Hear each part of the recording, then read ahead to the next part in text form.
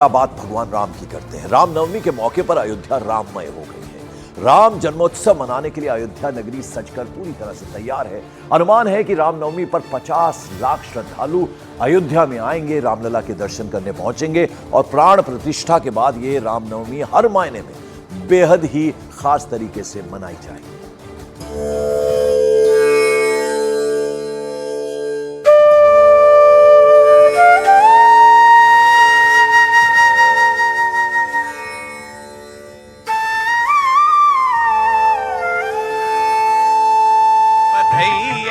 बाजे अवधपुरी में बधैया बाजे, बधैया बाजे, बधैया बाजे, बधैया बाजे। भक्ति से सराबोर, फूलों से सुसज्जित, सजी सवरी अपने आराध्य के जन्म उत्सव पर चमचमाती भगवान राम की नगरी अयोध्या हजारों श्रद्धालुओं को खुली बाहों से अपना बनाने को तैयार। अयोध्या की हर गली, हर कूचा राममय है।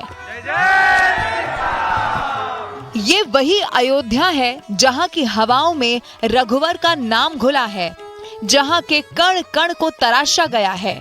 यहाँ का हर कोना सौंदर्य, शोभा और कांति की छटा को समेटे हुए है और ये सारे खास इंतजाम, सजावट के तमाम आयाम और जोर शोर से अयोध्या को संवारने और सजाने की ये सारी तैयारियां, सब कुछ बेहद खास, सबसे अनूठा, क्योंकि मौका है रामनवमी का, सबके आराध्य भगवान श्री राम के जन्म उत्सव का। और इस बार की रामनवमी हर मायने में बेहद खास है और हो भी क्यों ना, लंबे इंतजार के बाद ये वो ऐतिहासिक पल है जब रामलला अपने मंदिर में विराजमान है। इस रामनवमी का इंतजार राम भक्तों ने 500 साल तक किया है और यकीनन अगर इंतजार लंबा था तो उसका अंजाम भी उतना ही खूबसूरत और आत्मीय होना ही था। रामनवमी से जुड़ी हुई हर चीज, हर तैयारी ऐसी कि जो भी देखे मंत्रमुग्ध हो जाए। इस रामनवमी अयोध्या का रंग ही अलग है और अयोध्या वासियों की खुशी तो छिपाई ही नहीं छिप रही।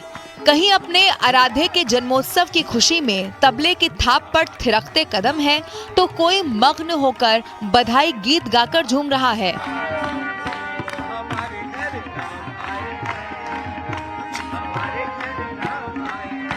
कितना सौभाग्य है। रामनवमी पर लिखा है, जय दिन राम जन्म सुरति गावई, तीर्थ शकल तहां चली आवई। सारे तीर्थ से अयोध्या में आते हैं और बहुत ही सौभाग्य है कि आप सभी इस बार राम जन्मभूमि के दर्शन भी कर रहे हैं और अयोध्यापुरी में बैठे। इस बार रामनवमी के मौके पर अयोध्या के भव्य दिव्य राम मंदिर का दृश्य वाकई अद्भुत और अलौकिक होगा, क्योंकि खुद 500 साल के बाद भगवान राम बाल रूप में अपने महल में अपना जन्मदिन मनाएंगे। और इस खास मौके पर रामलला की पोशाक भी बेहद विशेष तरीके से तैयार की गई है, जिस पर हस्त छपाई यानी कि हैंड ब्लॉक प्रिंटिंग से कमल की आकृतियां उकेरी गई हैं।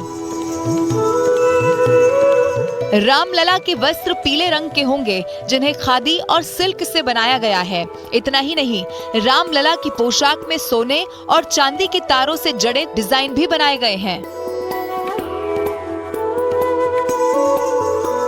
अपनी रामनवमी का ये भव्य पर्व, जो दिव्य दिन हम सब मनाएंगे आज 500 साल बाद, प्रभु श्री राम अपने महल में इसको मनाएंगे। उस दिन के लिए स्वाभाविक है ये पोशाक बहुत ही विशेष होने वाली है, तो उसमें भी कुछ पदम का इस्तेमाल होगा। रामनवमी के मौके पर अयोध्या में अध्यात्म और विज्ञान का भी अनोखा संगम देखने को मिलेगा। जब सूर्य से रामलला का तिलक किया जाएगा तो उनके मस्तक पर पड़ रही सूर्य की किरणों से उनके ललाट समेत सारा मंदिर परिसर अलौकिक ज्योति से जगमगा उठेगा।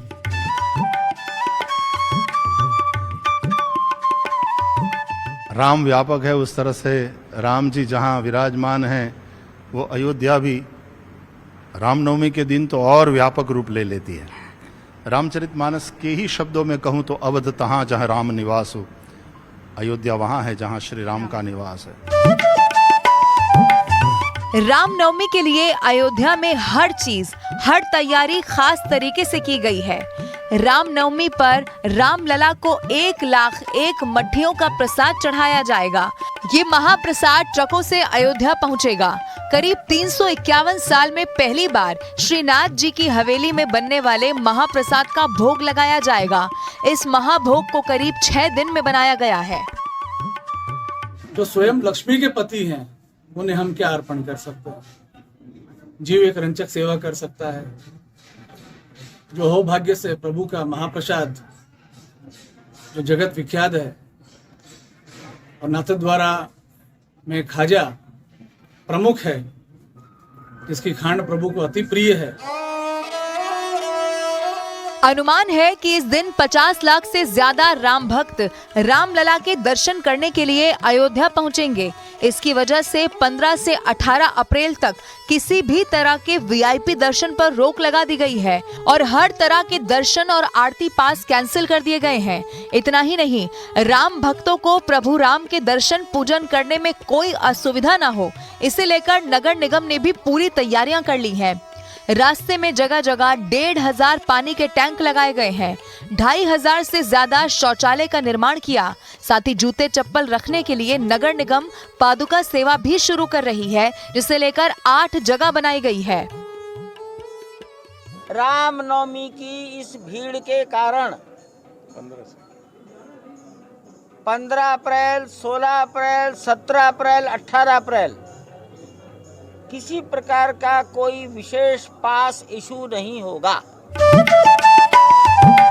श्री राम के जन्मोत्सव पर वहां का हर हिस्सा, हर कोना बेहद खूबसूरत तरीके से सजाया और संवारा गया है, क्योंकि ये वही अयोध्या है जहां 22 जनवरी को भव्य राम मंदिर में रामलला के प्राण प्रतिष्ठा का भव्य कार्यक्रम हुआ था, जिसके बाद बरसों से अपने आराध्य रामलला के दर्शन की आस में बैठे श्रद्धालुओं को इंतजार था रामनवमी का, रामलला के जन्मोत्सव का और उस खास दिन पर अपने आराध्य के दिव्य दर्शन करने का।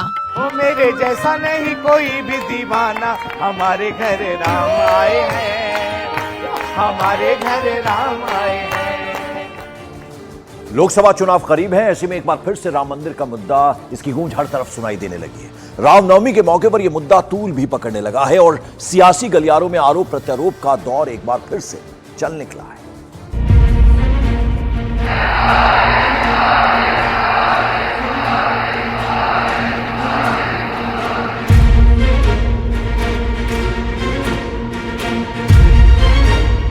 अयोध्या में राम मंदिर प्राण प्रतिष्ठा के बाद ये पहला लोकसभा चुनाव है, लेकिन अयोध्या में बरसों से सुलगता वो मुद्दा जिस पर सियासतदान अपनी रोटियां सेकते आए थे, अपने वोट बैंक की मजबूरी की वजह से उसे हवा देते रहे। लेकिन सुप्रीम कोर्ट के फैसले के बाद बीजेपी की मोदी सरकार ने उस मुद्दे को भव्य दिव्य राम मंदिर का रूप दे दिया। लेकिन सियासत की गलियों में आज भी राम मंदिर का मुद्दा गूंज रहा है और रामनवमी के पास आते ही इस मसले ने तूल पकड़ लिया और राजनीतिक दल एक बार फिर से आस्था से परे राम मंदिर के सहारे वोट बैंक जुटाने का पैंतरा चल रहे हैं। इतना ही नहीं, कुछ सियासी पार्टियों ने तो राम मंदिर के प्राण प्रतिष्ठा कार्यक्रम तक से किनारा कर लिया था, जिस पर पीएम मोदी ने कांग्रेस और उसके सहयोगियों के रवैये पर जमकर निशाना साधा। प्राण प्रतिष्ठा का निमंत्रण मिले और आप उसको ठुकरा दें, सचमुच में तो आपको गर्व होना चाहिए कि ये राम मंदिर निर्माण करने वाले जो भी लोग हैं, जिन्होंने संघर्ष भी किया है, वे आपके सारे पाप भूल करके, सारे आपके गुनाह भूल करके घर में आकर के आपको इनवाइट कर रहे हैं और नए से व्यवहार शुरू करना चाहते हैं। आप उसको भी उस पुराने मिजाज से ठुकरा दे, तब लगता है कि आपके लिए वोट बैंक एक बहुत बड़ी आपकी मजबूरी है।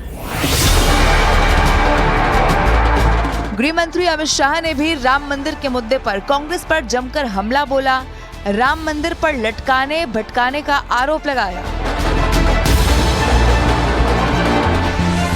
70 साल तक ये कांग्रेस पार्टी राम मंदिर को लटकाती रही, भटकाती रही, अटकाती रही, राम मंदिर नहीं बना। आपने मोदी जी को दूसरी बार प्रधानमंत्री बनाया, 19 से 24 में केस भी जीता, भूमि पूजन भी किया और प्राण प्रतिष्ठा करने का काम भी समाप्त कर दिया। और इस 17 तारीख को 525 साल के बाद पहली बार रामलला अपना बर्थडे, रामनवमी ये भव्य मंदिर में मनाएंगे मित्रों। हालांकि बीजेपी ने बार बार ये दावा किया है कि राम मंदिर का मुद्दा उनके आस्था से जुड़ा हुआ है। वहीं कांग्रेस का आरोप है कि उन्हें प्राण प्रतिष्ठा कार्यक्रम का न्योता ही नहीं मिला। हम लोगों ने 91 में देखा था इसको, 92 में जब मुलायम सिंह ने यहाँ पर गोलियां चलवाई, उसके बाद जो असर हुआ था उसको हम लोगों ने देखा था और कल्याण सिंह के नेतृत्व में उत्तर प्रदेश में सरकार बनी थी। लेकिन आज पूरे देश में असर है, देश या हम कह सकते हैं पूरी दुनिया में। रामलला का वनवास खत्म हुआ, रामलला अपने घर को लौटे। जब रामलला वनवास से लौटे थे तो उनके दर्शन में कोई कैटेगरी नहीं बनी थी, अगड़ा पिछड़ा चाहे जो सब दर्शन किया। अयोध्या से दिल्ली तक सियासी गलियारों में राम मंदिर का मुद्दा गरमाता जा रहा है, लेकिन अयोध्या में रामलला के दर्शन करने के लिए जुटने वाले श्रद्धालुओं की भीड़ इस बात का सबूत है कि राम मंदिर निर्माण से देश में खुशी और उत्साह का माहौल है।